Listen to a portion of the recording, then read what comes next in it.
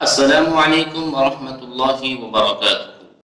ناظرین، آج میں آپ حضرات کو عورتوں سے متعلق کچھ مسائل بتانے جا رہا ہوں۔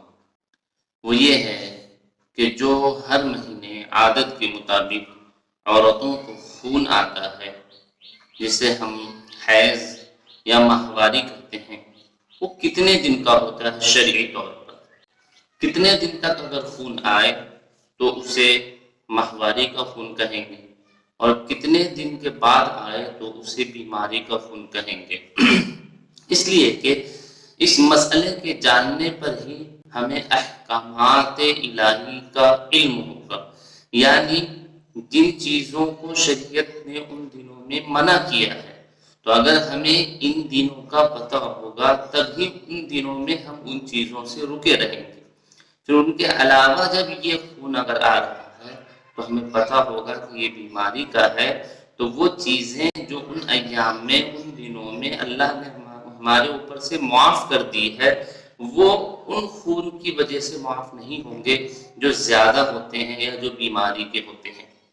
تو اسی لیے ہمیں ماہواری کے دنوں کا یاد رکھنا بہت ضروری ہے، اور ہمیں اس کا پتہ بھی ہونا چاہیے۔ تو آپ پہلے یہ سمجھ لیجئے کہ ماہواری کہتے کس کو ہیں۔ ہر مہینے عادت کے مطابق بچے دانی سے جو خون عورت کو آتا ہے اس کو ماہواری کہتے ہیں۔ کم سے کم اس کی جو مدت ہوتی ہے وہ 3 دن ہوتی ہے، اور زیادہ سے زیادہ اس کی مدت جو ہے وہ 10 دن ہوتی ہے۔ یعنی 3 دن سے کم اور 10 دن سے زیادہ جو خون آتا ہے تو اسے استحاضہ یعنی بیماری کا خون کہتے ہیں، وہ ماہواری کا خون شمار نہیں ہوگا۔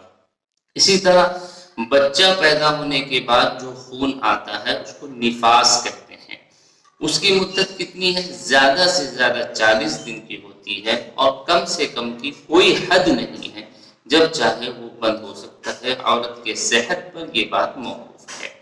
تو ہمیں اس بات کا علم ہونا چاہیے کہ حیض کی مدت 3 دن یا زیادہ سے زیادہ 10 دن، اور نفاس کی زیادہ سے زیادہ مدت 40 دن، اس سے کم کی کوئی مدت نہیں ہے، جب چاہے وہ بند ہو سکتا ہے۔ ان دنوں میں اللہ رب العزت کی طرف سے عورتوں کے لیے نماز معاف ہو جاتے ہیں، یعنی ان دنوں میں ان کو نماز نہیں پڑھنی ہوتی ہے۔ لیکن اگر روزے کے دنوں میں یہ چیزیں ہوتی ہے تو روزہ اس وقت نہیں رکھے گی، لیکن بعد میں پھر ان روزوں کی قضا ضرور کرے گی۔ وجہ کیا ہے؟ اس لیے کہ نماز ایک ایسی عبادت ہے جو سال بھر میں کبھی بھی بند نہیں ہوتی ہے۔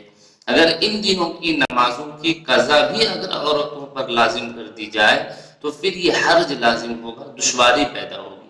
اس لیے نماز کو سرے سے معاف کر دیا گیا۔ لیکن روزہ سال میں ایک بار آتا ہے، 30 دن کے لیے آتا ہے، تو اس کے رکھنے میں کوئی حرج نہیں ہے، لہذا اس کی قضا کرنی ہوگی، اور نماز اللہ رب العزت نے اسے معاف کر دیا ہے۔ تو اللہ تعالیٰ بیماری سے ہم سب کی حفاظت فرمائے۔ السلام علیکم۔